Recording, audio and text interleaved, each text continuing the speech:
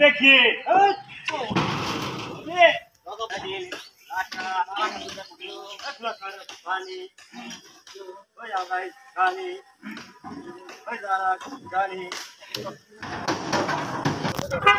Video মানুষকে অনেক কিছু শেখায়। বন্ধুরা, এখান থেকে আপনারা ভিডিওটি শেষ পর্যন্ত দেখতে থাকলে একটা জিনিস শিখতে পারবেন।